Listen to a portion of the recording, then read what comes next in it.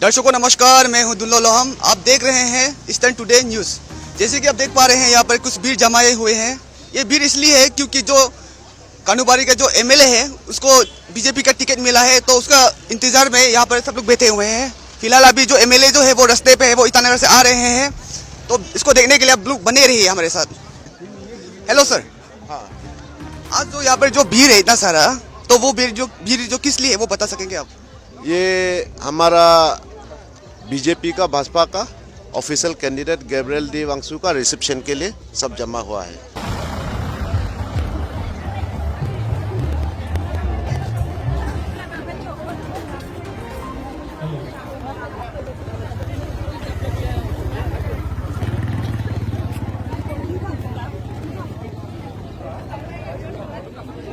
आप लोग कहाँ से हैं? हम लोग चौपसा से। कितने लोग आए हैं चौथा से? चौपसा से हम लोग नहीं 50 के आसपास होगा।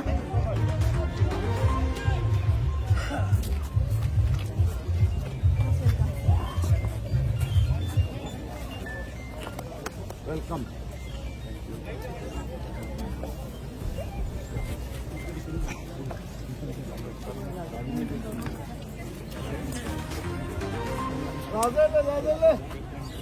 जो खाते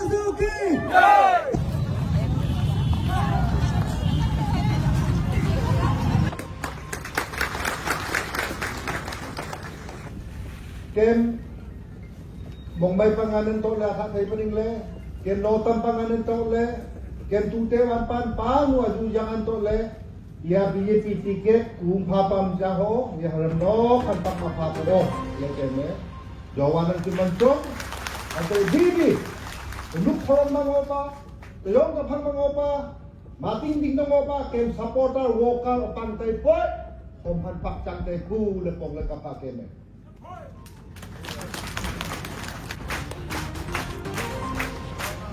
जिंदाबाद।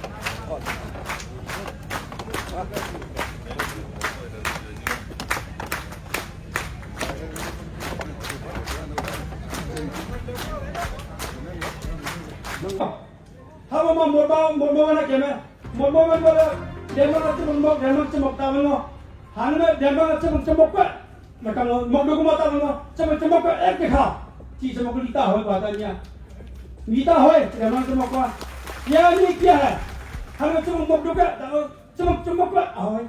नमस्ते सर। नमस्ते नमस्ते। सबसे पहले तो कांग्रेचुलेशन जो हमारे कानूनी कॉन्स्टिट्यूंसी से तीन लोग बीजेपी टिकट के लिए अप्लाई किए थे, जिसमें से आपको ही मिला, जिसके लिए आपका बहुत बहुत बधाई हो sir. Thank you so much. Thank you. और आज इतने सारे लोग गांव से हर एक ब्लॉक से आपको स्वागत करने के लिए जो जीवी गांवपुरा राजा पब्लिक लीडर्स सभी यहाँ इकट्ठे हुए हैं, तो इतने सारे लोग आज पहली बार आपके स्वागत के लिए आए, तो मन में कैसे लगा सर? बहुत खुशी है। हमारे पार्टी के लिए जो सपोर्ट है वो बरकरार है, उसकी कंटिन्यूटी है, स्टेबिलिटी है पार्टी के लिए सपोर्ट, और उससे भी और ज़्यादा मतलब सपोर्ट आ रहा है जो मुझे साफ दिखाई दे रहा है। उसके लिए बहुत बहुत खुशी है, और हम आशा करते हैं कि आने वाले दिन में भी आज जितना सपोर्ट कर रहे हैं इससे भी और ज़्यादा लोग सपोर्ट करेंगे। और ख़ास करके आज तो गांव से लोग आए नहीं, जैसे आपको पता होगा कि अभी ओरिया फेस्टिवल चल रहा है, और हमारे वांचो लोगों के लिए ओरिया फेस्टिवल बहुत उसका मायने रखता है, तो लिहाजा लोग यहाँ पे पहुँचा नहीं। इसके बावजूद भी काफ़ी तादाद में लोग आए हैं, तो इसमें कुछ इंडिकेशन से पता चल जाता है कि आपका वेव क्या चल रहा है, लोगों का क्या प्रतिक्रिया है, उनका सोच विचार क्या है, तो ये सब है, अच्छी बात है। सर अभी कोई ऐसा प्रोजेक्ट या कोई ऐसा स्कीम अधूरा रह गया क्या जो अभी कानूनी कॉन्स्टिट्यूंसी में आप अगले बार जो पूरा करना चाह रहे हो? बहुत कुछ बाकी है, जैसे बोलते हैं ना, ये दिल मांगे मोर, पब्लिक चाहती है, तो मैं उनका चाहत को पूरा मुझे पता है कि कि कानूवारी कॉन्स्टिट्यूंसी में तो जैसे मैंने पहले बताया कि मेरा सपना ये है कि हर गांव को शहर का कुछ एक रूप रेखा होना चाहिए, उसमें हर फैसिलिटीज़ होना चाहिए हमारा गांव में। हमारा गांव एक टाउन का रूप में उभर के आना चाहिए। ये सब है, तो लिहाजा इसमें बहुत कुछ करने को बाकी है। अभी मैं कभी नहीं कह रहा हूँ कि मैंने जो किया है बहुत अच्छा किया है, बहुत ख़त्म हो गया है, कंप्लीट किया है, बहुत अच्छा पब्लिक का जो हॉप्स एंड एस्पिरेशंस का फुलफिलमेंट हुआ है। अभी इसका कोई रेखा नहीं होता है, इसका कोई सीमित करके रखा नहीं। तो अभी बहुत कुछ करने को बाकी है। अभी जो भी काम हो, डेवलपमेंट काम हो, बहुत करने को बाकी है, बहुत बाकी है, अभी काफ़ी है।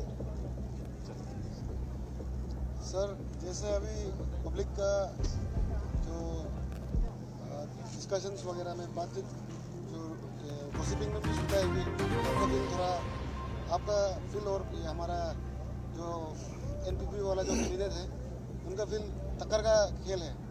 तो सपोज अगर आप वापस मैंडेट हो जाता है सर, तो what will be your first priority? आप क्या सबसे पहले क्या करना चाहेंगे सर? मैंने पहले ऑलरेडी मैं इसका उजागर कर दिया कि खास करके 2 ईज पे हम काम कर रहे हैं, उस पर हम एजेंडा रखा हुआ है, उसका मास्टर प्लान तैयार कर रहे हैं। स्पेशली एजुकेशन को और भी स्ट्रेंथन करना है। और हम चाहते हैं कि एक गवर्नमेंट स्कूल जो है एक प्राइवेट स्कूल्स का रूप में काम होना चाहिए, उसमें पढ़ाई लिखाई होना चाहिए, ये एक है। तो इसमें स्ट्रेंथनिंग ऑफ एजुकेशन सिस्टम, अगर दूसरा जगह भी नहीं होता है तो कम से कम कानूवारी कॉन्स्टिट्यूंसी में ऐसा एक सिस्टम तैयार करना चाहिए कि हमारा जो भी है गांव वालों का जो बच्चे हैं इनका एजुकेशन, सही एजुकेशन गांव में ही इनको प्राप्त हो, 1 नंबर। 2 नंबर हो गया, मैं 2 ईज बोला, दूसरा ई हो गया आपका एम्प्लॉयमेंट में हम एक प्रकार का मैं मोपेन लाना चाहता हूँ जहाँ पे हम लोग हमारा ही इलाके में हम एक सेल्फ एम्प्लॉयमेंट का एवेन्यूज़ क्रिएट करें। तो ख़ास करके या तो ये एग्रो बेस हो सकता है, फार्म बेस हो सकता है, या तो नॉन फार्म बेस हो सकता है। तो दोनों में से किसी एक पे हो तो हमारा यूथ्स को हम चाहते हैं कि इनको अच्छा से इसमें इन्वॉल्व करें, उनको जोड़ के रखें, और अगर ज़रूरी पड़े तो जहाँ पे नेसेसिटी है और on the basis of criteria and on the basis of credibility कि ज़रूरी पड़े तो हैंड होल्डिंग भी हम करवा सकते हैं। इस पर भी हम सोच विचार कर रहे हैं। और इसमें देखिए गांव में स्पेशली जो एम्पावरमेंट में बहुत सारा एम्पावरमेंट होता है, पॉलिटिकल एम्पावरमेंट हो सकता है, अलग अलग सोशल एम्पावरमेंट हो सकता है, लेकिन ये पॉलिटिकल और सोशल एम्पावरमेंट के लिए खास करके हमारा माता और बहनों के लिए मैं जो फिनेंशियल स्टेबिलिटी लाना चाहता हूँ उनका specially amongst the women group, उसके लिए खास करके अभी जो हमारे कानूनबारी में भी अलग दूसरा जगह में जैसा है इसी प्रकार से कानूनबारी में हमारा वीमेन ग्रुप लोग क्या करते हैं कि लोग सेल्फ हेल्प ग्रुप्स वगैरह बना कर रखा है। तो हम चाहते हैं कि इस सेल्फ हेल्प ग्रुप को और स्ट्रेंथन करें ताकि उनको फिनेंशियल स्टेबिलिटी मिले, फिनेंशियल सपोर्ट उनको मिले, ताकि वो सारा परिवार को चला सके, ताकि सोसाइटी में हमारे समाज में हार्मनी हो, एक फिनेंशियल स्टेबिलिटी जरूर लाना ये बहुत ज़रूरी है। सर मैं प्रेसिडेंट से क्वेश्चन पूछना चाहूँगा। जैसे हमारा प्राइम मिनिस्टर नरेंद्र मोदी जी और हमारा चीफ मिनिस्टर पेमा खांडू जी का कहना है कि क्लीन इलेक्शन होना है, फ्री एंड फेयर इलेक्शन होना है। तो आपको क्या लगता है सर, ये हो पाएगा सर? हमारा इस अरुणाचल तो पहले से बदनाम है कि इलेक्शन में पैसा का लेन देन होता है, वोट खरीदा जाता है। क्या आपको लगता है ये आपका पार्टी इसको सही ढंग से इम्प्लीमेंट करा पाएगा? Thank you major friends. अगर कोशिश करने से हर कुछ भी मुमकिन होता है। हम अपने आप को भी देख के देखिए कि हम क्या ज़माना से, क्या समय से कहाँ निकल के आए हैं। हमारा रहन सहन, हमारा कमीज पहनना, हमारा वे ऑफ स्पीकिंग, हमारा इंटेलेक्चुअलिटी, हाँ, वैसे ही अगर बैड हैबिट्स को अगर हम दूर करना चाहता है, malpractice of this financial involvement in electoral politics, उसमें भी हम सुधार ला सकते हैं। और स्पेशली कानूनबारी का अगर हम बोले तो कानूनबारी is more aware and conscious specially in such electoral politics. तो हम समझता है कानूनबारी लोग बहुत खूब जानता है, क्योंकि डेवलपमेंट कैसे लीडर लेके आ सकता है, कौन सा ऑफिसर, कौन सा लीडर, कौन सा पार्टी डेवलपमेंट दे सकता है, उनका वेलफेयर को देख सकता है, एरिया को आगे ले जा सकता है। आज का ये गठन भी वही हुआ, आज का गैदरिंग भी इतना ह्यूज।